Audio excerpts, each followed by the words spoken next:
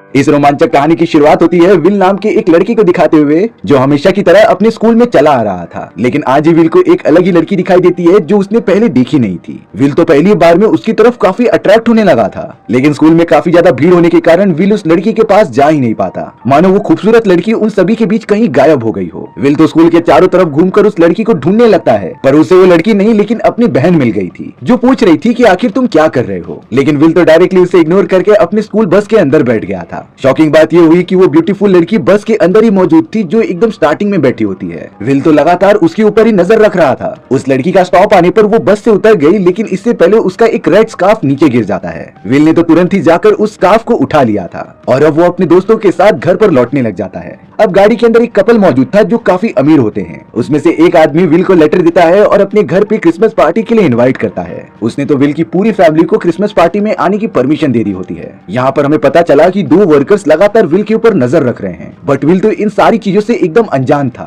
अब विल सीधा अपने घर पर आ जाता है, तब उसे पता चला कि उसका बड़ा भाई भी आया हुआ है क्रिसमस एंजॉय करने के लिए। लेकिन विल के बड़े भाई ने उसके कमरे के अंदर अपना सारा सामान रख दिया था, जिससे कि विल को ऊपर वाले कमरे में शिफ्ट होना पड़ता है। विल की मॉम ने तो क्रिसमस के लिए एक बहुत ही बड़ा पेड़ मंगवाया था, जिसे कि वही दो वर्कर्स लेकर आ रहे होते हैं जो कि विल पर नजर रखे हुए थे। ताज्जुब की बात ये थी कि वो दोनों विल के बारे में सारी चीजें जानते थे, जैसे कि उसका नाम, वो स्कूल में किसे पसंद करता है और उसका बर्थ डेट। और सच में आज विल का बर्थडे है, और साथ ही साथ वो दोनों विल को बर्थडे विश भी करते हैं, क्योंकि आज विल का बर्थडे था। विल थोड़ा सा शॉक हो जाता है कि आखिर ये दोनों अजनबी आदमी मेरे बर्थडे के बारे में कैसे जानते हैं। विल उनके विश करने पर थोड़ा सा खुश हो गया था, लेकिन उसके घर वाले विल के बर्थडे को सीरियसली नहीं लेते, सिवाय उसकी बहन लिंडा के। लिंडा तो अपने भाई विल के लिए एक गिफ्ट भी लेकर आई थी, जिसके अंदर एक बहुत ही अच्छी वॉच होती है। विल तो उसे देखकर बहुत ही ज्यादा खुश हो गया था और लिंडा को थैंक यू कहने लगा। फिर लिंडा कहती है कि आखिर तुम अपने बर्थडे पर क्या विश मांगोगे। विल ने बताया कि मैं स्नोफॉल देखना चाहता हूँ, जो काफी ज्यादा सुंदर होती है। अब वहाँ विल के सबसे बड़े भाई का कॉल आ जाता है, जो कि विदेश में पढ़ाई करने गया था। विल के बड़े भाई ने सभी के लिए अलग अलग टाइप के गिफ्ट भेजे होते हैं क्रिसमस की पार्टी के लिए। सभी लोगों को अलग अलग टाइप के गिफ्ट मिले होते हैं। विल को तो एक पुरानी और सड़ी हुई बेल्ट मिली थी, जिसे देखकर वो थोड़ा मायूस हो गया होता है और वो उदास होकर अपने कमरे में जाकर सो जाता है। लेकिन बीच रात में जब विल की नींद खुलती है, तब आसमान में से स्नोफॉल होने लगी थी, और ये स्नोफॉल सारी जगह पर नहीं, सिर्फ और सिर्फ विल के घर के ऊपर हो रही होती है। विल को लगने लगा कि आखिरकार उसकी बर्थडे विश तो पूरी हो गई। अब अगले दिन विल एक मॉल में आ गया था, जो अपनी बहन लिंडा के लिए क्रिसमस गिफ्ट ले रहा होता है। वो तो बहुत सारे गिफ्ट को चूज करने में बिजी हो गया था, लेकिन तभी अचानक विल को दो ऑफिसर पकड़ लेते हैं, जो उसे अपने साथ इंपॉर्टेंट पूछताछ करने के लिए लेकर जा रहे थे। वो पुलिस ऑफिसर्स विल से कहते हैं कि तुमने कोई चोरी की है, इसीलिए हमें पूछताछ करनी होगी। विल को अपने केबिन में लेकर आने के बाद दोनों ही पुलिस ऑफिसर उससे अजीब तरीके से सवाल पूछने लगे थे।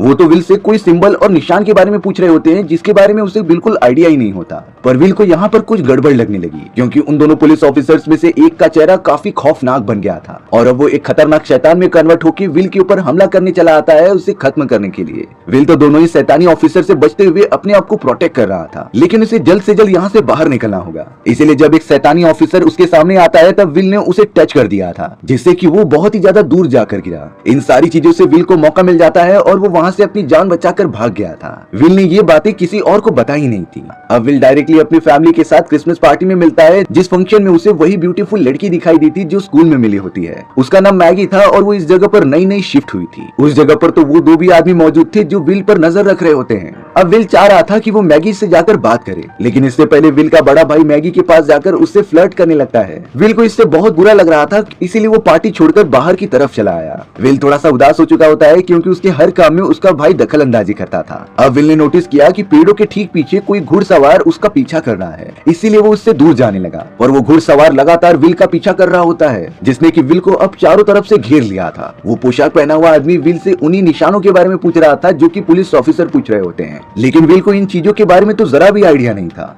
घोड़े पर सवार पोशाक वाला आदमी बहुत ही ज्यादा गुस्सा होकर विल पर हमला करने चला ही आया था। तभी उस जगह पर वो बूढ़ी औरत, उसका असिस्टेंट और वो दोनों आदमी भी आ जाते हैं, जो कि विल को वहां आकर प्रोटेक्ट कर रहे थे और उस घुड़सवार को यहाँ से जाने के लिए कहते हैं। वो घुड़सवार अभी के लिए तो चला गया था, लेकिन जाते जाते उसने कहा कि आने वाला एक हफ्ता बहुत ही खतरनाक होने वाला है। अब विल को समझ ही नहीं पाता कि यहाँ हो क्या रहा है। तभी वो सारे लोग विल को लेकर अपने साथ जंगल के खुफिया रास्ते में जाने लगे, और अगले मोमेंट में वो सब एक सुनसान जंगल में से होते हुए एक हरे भरे जंगल में आ गए थे, जैसे कि उन लोगों ने टेलीपोर्ट टेलीपोर्टेशन टेक्निक यूज की हो। अब वो सब एक बड़े से सीक्रेट चैम्बर में आ गए थे, जहाँ पर वो बूढ़ी औरत विल को सारी चीजें रिवील करती है। बूढ़ी औरत ने बताया कि वो काली शक्तियों वाला राइडर यहाँ पर बिल्कुल भी नहीं आ सकता। वो राइडर बहुत ही ज्यादा बुरा है जो डार्कनेस के लिए काम करता है, और हम सारे लोग लाइट यानी कि अच्छाई के लिए काम करते थे। कई साल पहले इस डार्कनेस और हम अच्छे लोगों के बीच एक जंग हुई थी, जिसमें कि हम सभी ने अपना कंट्रीब्यूशन देकर डार्कनेस को हरा दिया था। बट डार्कनेस इतने सालों बाद वापस आ चुकी है और उसके कई सारे गुलाम पृथ्वी पर फैलकर हमें मारने की कोशिश कर रहे हैं। इसीलिए अब हम सभी को एकजुट होकर इनसे लड़ाई करनी पड़ेगी। वो बता रहे होते हैं कि राइडर और उसके सारे अंधकार के साथी सिंबल्स को ढूंढ रहे थे जो बहुत ही ज्यादा पावरफुल होते हैं, लेकिन अब वो सब चाहते थे कि विल उन सभी के लिए वो सारे सिंबल्स ढूंढे, क्योंकि वो एक सीकर होता है और वही चिन्हों को ढूंढ कर पढ़ सकता था। लेकिन विल तो इन चीजों पर बिल्कुल भी भरोसा नहीं कर रहा था, क्योंकि वो तो एक नॉर्मल इंसान है। दरअसल विल को अपनी सारी शक्तियां 14वें जन्मदिन पर मिलने वाली थी, और अब जब उसका 14वां जन्मदिन हो चुका होता है तो उसे सारी पावर्स मिल भी चुकी होती हैं। सिर्फ उसे अपनी शक्तियों पर भरोसा करना होगा। उन सभी लोगों ने विल को बताया कि तुम अपनी फैमिली के 7वें बेटे हो और यही भविष्यवाणी हुई थी। लेकिन विल कंफर्म करता है कि मैं अपनी फैमिली में 6वां बच्चा हूँ, तो फिर ये सारी चीजें कैसे मेरे ऊपर अप्लाई हो सकती हैं। लेकिन तब उस लेडी ने बताया कि अंधकार पूरी तरीके से छा रहा है, और अगर हमने जल्द से जल्द वो चिन्ह ढूंढकर उन्हें खत्म नहीं किया तो ये सारे अंधकार देखते ही देखते पूरी पृथ्वी पर फैल जाएगा और कोई नहीं बचेगा। इसीलिए उन्हें अपने सीकर यानी विल की जरूरत थी, जो उन चिन्हों को ढूंढ ले और हम सभी को बहुत सारी शक्तियां प्रोवाइड करे। हालांकि विल को अभी भी उन सभी पर भरोसा नहीं हुआ था, इसीलिए वो वापस अपने घर पर आ जाता है। विल तो अपना कुछ काम कर रहा था, पर अब अचानक उसका पैर फिसलने की वजह से उसे चोट लग जाती है। अब विल डॉक्टर के पास नहीं जा सकता, इसीलिए उसकी मदर ने डॉक्टर को ही घर पर बुला लिया था, और वो डॉक्टर और कोई नहीं बल्कि राइडर खुद होता है, जो कि भेष बदलकर यहाँ पर आ गया था। राइडर विल का पैर तो ठीक करने लगा होता है, लेकिन साथ ही साथ वो साइंस के भी बारे में पूछ रहा था।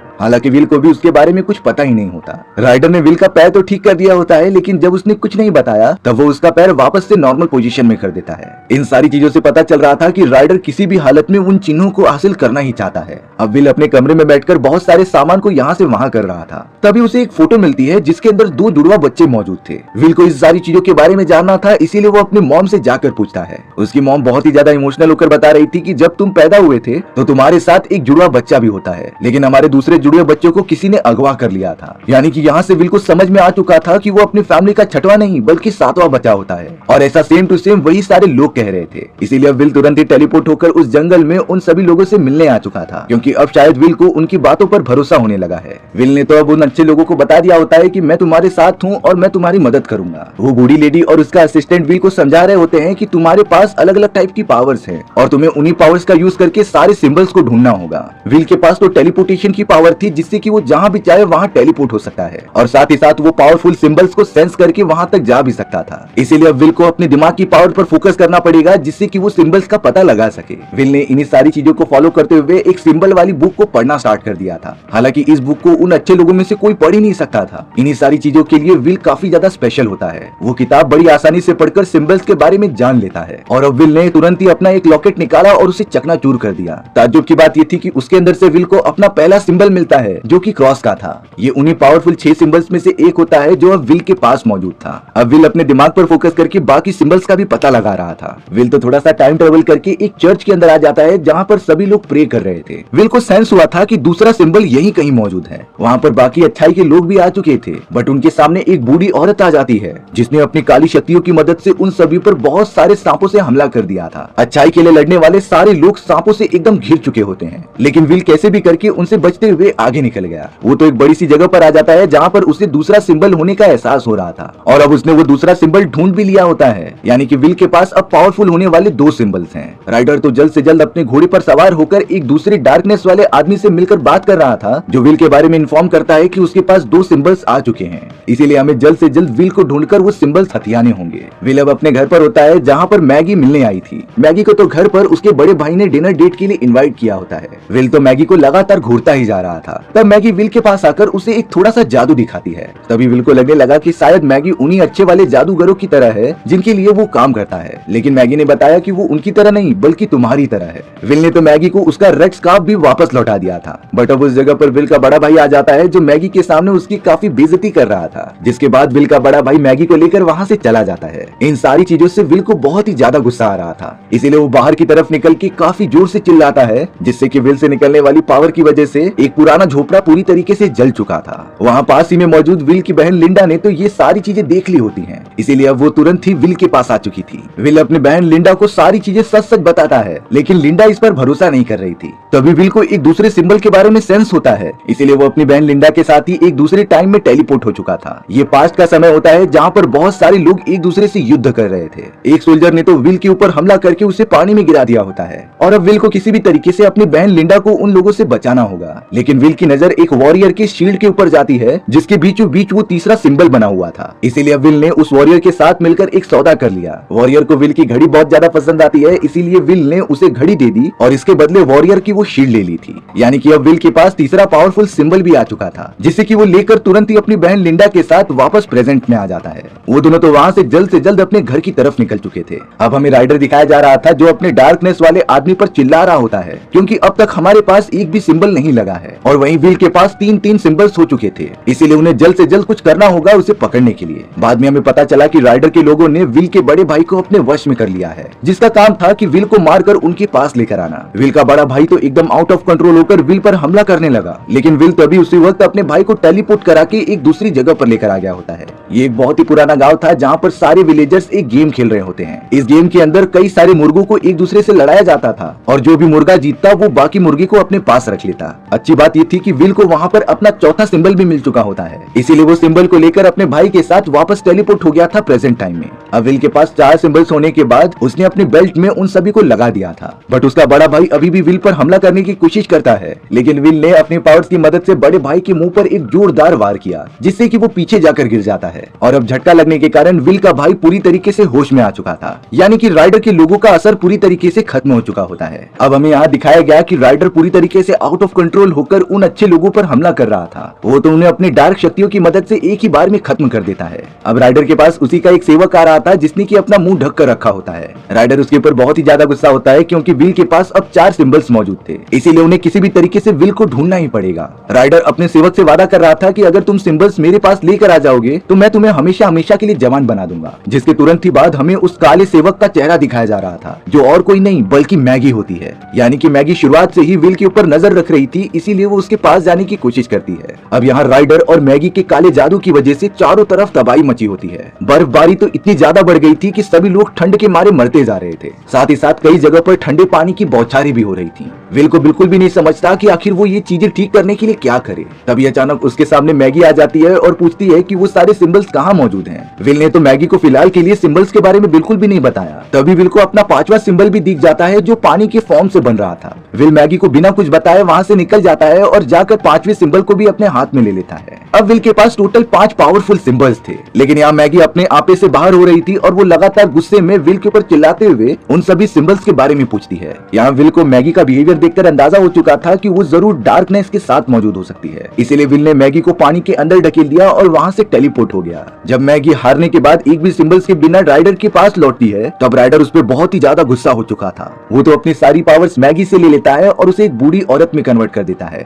मैगी के ऊपर तो अब ये श्राप हमेशा हमेशा के लिए लगा रहेगा। विल तो अब अपने बाकी साथियों के साथ अपने खुफिया अड्डे के अंदर आ चुका होता है, लेकिन राइडर ने डिसाइड किया कि वो अपनी काली शक्तियों की मदद से अब खुद ही जाएगा विल को पकड़ने के लिए। हालांकि ये बात साफ थी कि राइडर उनके खुफिया अड्डे में खुद नहीं जा सकता, इसीलिए उसने चारों तरफ तबाही मचा के विल को उसके पेरेंट्स की आवाज निकालकर गुमराह करने की कोशिश की। शायद हमारा भोला विल इन सारी बातों में आ भी जाता है और जाकर चेंबर का दरवाजा ओपन करता है, जिससे कि वो राइडर अंदर आने में कामयाब हो चुका था। राइडर ने अपनी काली शक्तियां बाहर निकालना स्टार्ट कर दी और एक अंधकार का दरवाजा खोल दिया। उसने तो उन सारी शक्तियों की मदद से सारे अच्छे लोगों को उसके अंदर कैद कर दिया होता है। राइडर ने तो अपनी काली शक्तियों की मदद से अच्छाई के लिए लड़ने वाले उन सभी लोगों को अंधकार की दुनिया में कैद कर दिया था। सिर्फ और सिर्फ विल बचता है, जिसके पास 5 सिंबल्स मौजूद थे। राइडर विल को एक स्मृति गोला दिखाते हुए उसे पूरी तरीके से हिप्नोटाइज कर रहा था और साथ ही साथ वो विल को उसके जुड़वा भाई के बारे में बताता है, जो कि बचपन में चोरी हो चुका था। राइडर ने बताया कि कई साल पहले जब मुझे पता चला कि तुम एक सीकर हो, तो मैं तुम्हें चुरा कर लेके जाने के लिए घर पर आ गया, बट गलती से मैंने तुम्हें छोड़कर तुम्हारे जुड़वा भाई को ले लिया। भले ही राइडर से गलती हुई, लेकिन अब वो विल को पूरी तरीके से अंधकार की दुनिया में बंद कर देगा। अब जैसे ही राइडर ने विल के ऊपर हमला किया,